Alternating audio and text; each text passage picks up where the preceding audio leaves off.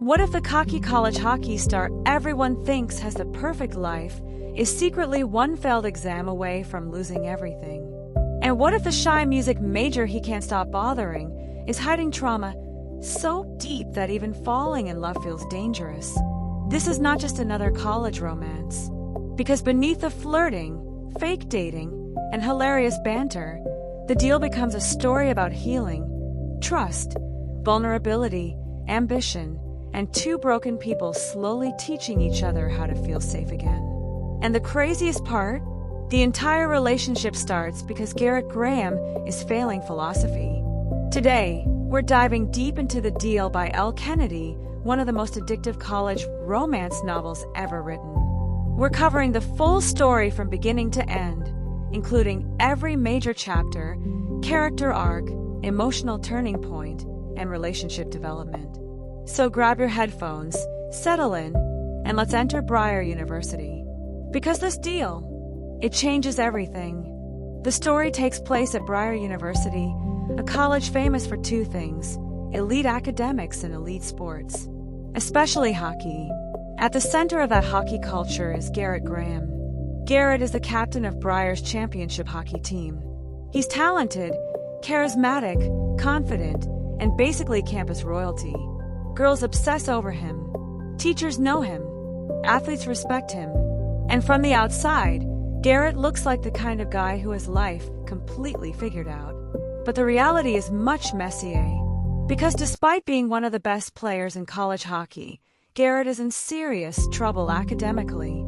He fails a major philosophy midterm. And at Briar, athletes are required to maintain their grades. If Garrett fails the class, his hockey future could collapse, which means his dreams of going professional could disappear overnight. Meanwhile, on the completely opposite side of campus life, we meet Hannah Wells. Hannah is smart, talented, sarcastic, and emotionally guarded.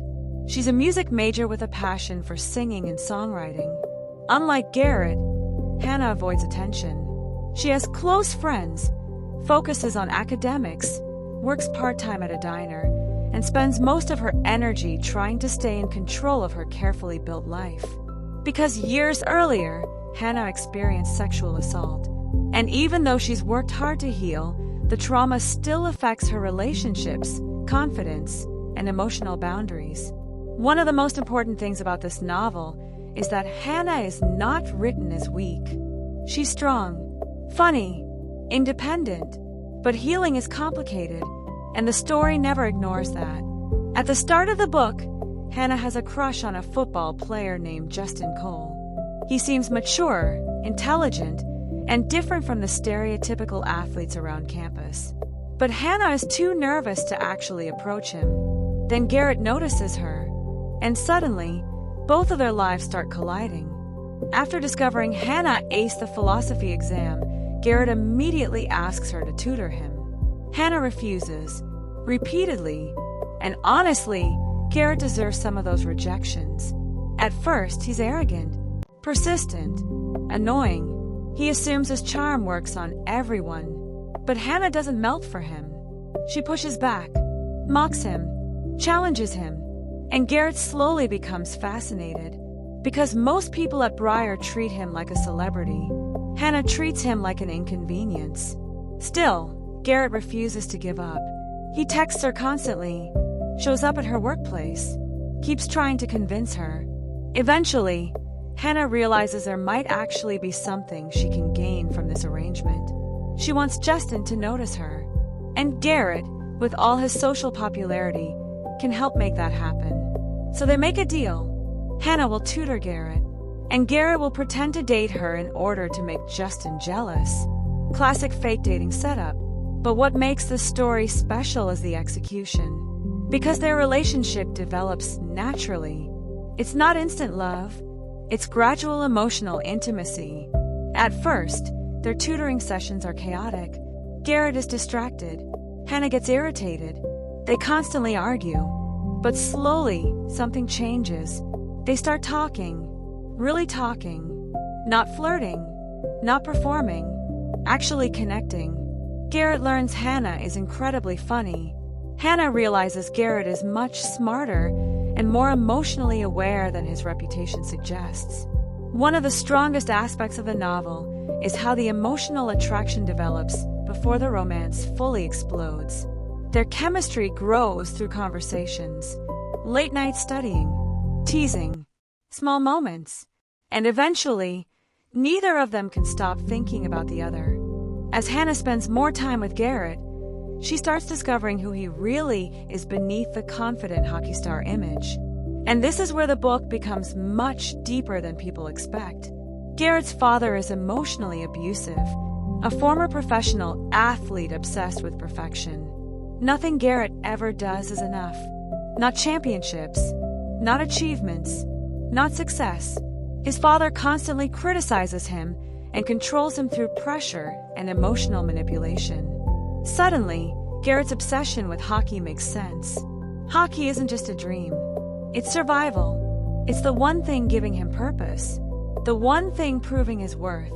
And Hannah becomes one of the first people who truly sees how exhausted Garrett actually is. Not the party guy, not the player, the real Garrett. Meanwhile, Garrett also notices the cracks in Hannah's armor. He realizes she flinches at certain touches, gets uncomfortable in certain situations, avoids parties, avoids vulnerability. And unlike many romance novels where trauma becomes just a dramatic plot device, Garrett responds carefully, patiently. He never forces Hannah, never pressures her, never mocks her boundaries. Instead, he earns her trust little by little. That's why readers fell in love with Garrett Graham. Not because he's hot, not because he's popular, but because underneath the confidence, he's deeply caring. Soon, Hannah and Garrett begin spending more and more time together outside tutoring. They go to parties, eat together, text constantly, tease each other nonstop, and eventually, the fake relationship stops feeling fake. One of the most entertaining parts of the novel is their banter. Their conversations feel natural, sharp, and genuinely funny. Hannah constantly calls Garrett out. Garrett constantly flirts. But beneath the jokes is growing emotional dependence. They become each other's safe place. Garrett starts prioritizing Hannah over random hookups. Hannah starts feeling comfortable around a man in ways she hasn't experienced since her assault. And that emotional progress matters. Because for Hannah, trust is terrifying. Every step forward feels risky. One of the most important scenes happens when Garrett begins helping Hannah practice confidence with physical intimacy. And the scene works because it's built on trust, communication, consent, patience. Garrett never tries to fix Hannah. Instead, he creates an environment where she feels safe enough to reclaim control over herself. That emotional maturity gives the romance real weight. This isn't just attraction anymore. They're changing each other, helping each other heal, helping each other grow. And eventually, the tension between them becomes impossible to ignore. Eventually, the fake dating arrangement fully collapses under real feelings. Garrett realizes he's genuinely falling for Hannah. Hard. And it terrifies him, because Garrett normally avoids emotional attachment. Hookups are easy. Relationships are complicated. But Hannah is different. She challenges him intellectually, makes him laugh, makes him feel understood. For Hannah, the situation is equally overwhelming, because Garrett represents something dangerous: trust, real emotional vulnerability. And despite trying to focus on Justin for so long, Hannah slowly realizes she barely thinks about him anymore. The person she wants to talk to is Garrett. The person who makes her feel safe is Garrett. The person constantly occupying her thoughts is Garrett. And eventually, they finally cross the line. Their relationship becomes physical. But what makes these scenes emotionally important is that they're tied directly to Hannah's healing journey. The intimacy isn't written simply for shock value. It represents trust, control, connection. For the first time in years, Hannah feels genuinely wanted instead of afraid. And Garrett treats those moments with care. That emotional foundation makes their romance feel earned. While the romance develops, the novel also spends a lot of time on Hannah's ambitions. She's preparing for a major music showcase competition. The performance could open massive career opportunities, but her singing partner, Cass, becomes increasingly difficult. He's arrogant, manipulative, and obsessed with making himself the center of attention. This subplot matters because it mirrors Hannah's emotional growth. At the beginning of the story, Hannah often avoids confrontation. She tries to keep peace, but throughout the novel, she slowly becomes more assertive, more confident, more willing to stand up for herself. And Garrett constantly supports her ambitions. He doesn't treat her dreams like a hobby. He respects them, encourages them, believes in her talent. That mutual support becomes one of the strongest parts of their relationship. Neither character exists only for romance. They each have independent goals, insecurities, and struggles. And because of that, the relationship feels balanced. One of the most emotionally powerful sections of the novel happens when Hannah's past trauma resurfaces more directly. At various points in the story, we see how deeply her assault still affects her emotionally. Certain environments trigger panic. Certain situations make her feel unsafe. And although she's strong, trauma doesn't disappear overnight. Eventually, Hannah fully opens up to Garrett about what happened to her. This moment completely changes the emotional intensity of their relationship because Garrett stops seeing vague signs. Now he understands the full reality. And importantly, the novel avoids turning this into melodrama. Garrett doesn't suddenly become some perfect savior. Instead, he listens, supports, protects her emotionally without taking away her agency. And Hannah, for the first time, allows herself to be fully vulnerable with someone. That trust becomes the emotional heart of the book. Not the fake dating, not the hockey, not the chemistry. Trust. At this point in the story, Garrett is gone, emotionally destroyed, hopelessly in love, and honestly, watching Garrett realize he wants a real relationship is one of the best parts of the novel. Because he doesn't fight the feelings forever. He gradually embraces them. He starts prioritizing Hannah naturally, missing her, wanting her around, thinking about a future. And the funniest part is that everyone around him notices before he fully admits it himself. His teammates see the change. His behavior changes. Even his casual player reputation starts disappearing. Meanwhile, Hannah struggles with fear because love means risk. And risk means the possibility of getting hurt again. Even though she loves Garrett, trusting that happiness can actually last feels terrifying. This emotional tension drives the middle and later chapters. Not whether they're attracted to each other. That's obvious. The real question is whether Hannah can fully believe she deserves safety, love, and stability. Like most strong romance novels, The Deal doesn't rely on random misunderstandings for drama. The conflicts emerge naturally from the characters themselves. Garrett's issues with his father become more intense. His hockey pressures increase. Hannah's trauma still creates emotional barriers. And both characters struggle with vulnerability. One major issue develops when Garrett's public image and popularity begin interfering with their relationship. Rumors spread, jealousy appears, and Hannah begins feeling insecure about whether she truly belongs in Garrett's world. At the same time, Garrett struggles to balance hockey, academics, family pressure, and emotional commitment. The novel does a great job showing that love alone doesn't magically solve personal problems.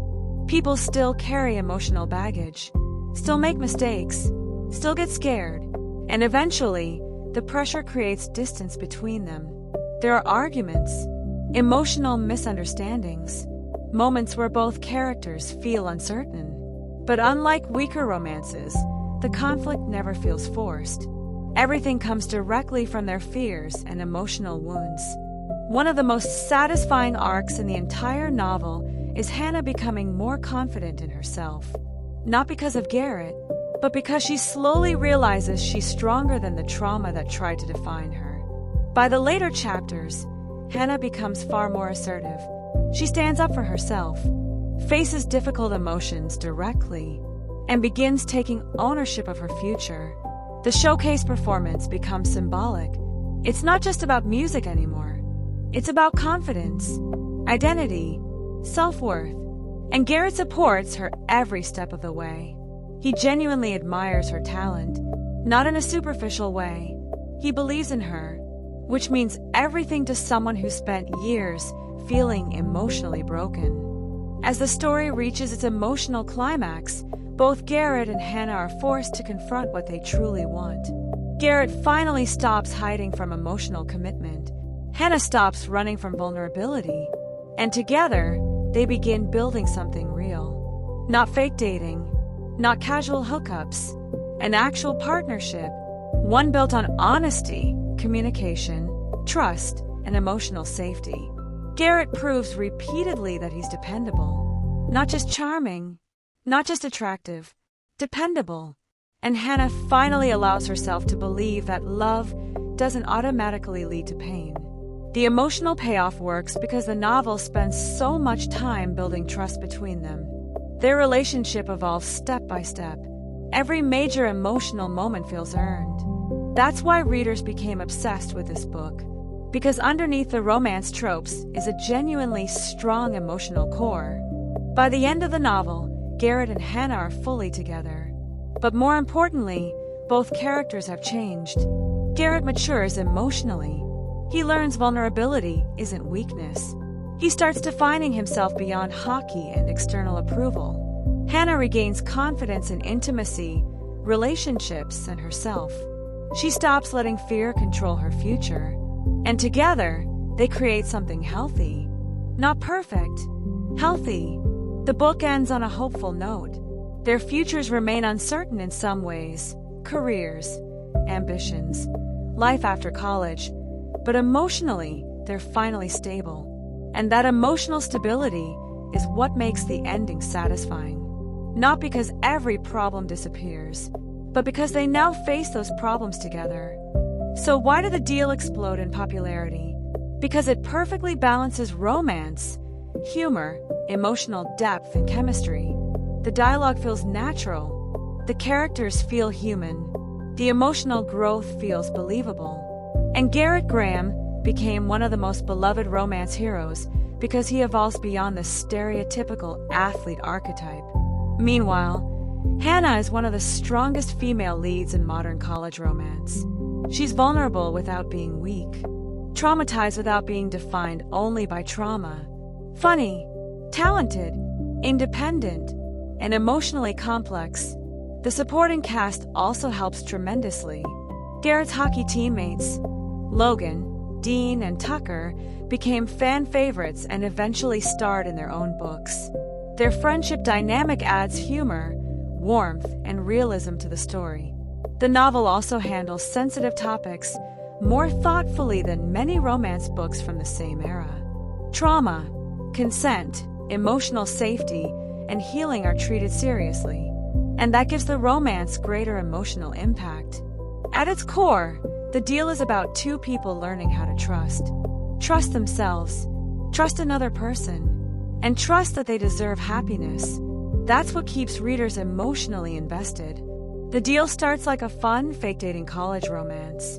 But underneath the flirting and chemistry is a surprisingly emotional story about healing, pressure, fear, ambition, and emotional connection. It's funny, heartfelt, steamy, and genuinely character-driven. Garrett and Hannah work so well because they bring out the best in each other. He gives her safety, she gives him honesty, and together, they slowly become stronger versions of themselves. That's why this book continues to dominate recommendation lists years after release. Because people don't just remember the romance. They remember how the characters made them feel. And honestly, that final emotional payoff is incredibly satisfying.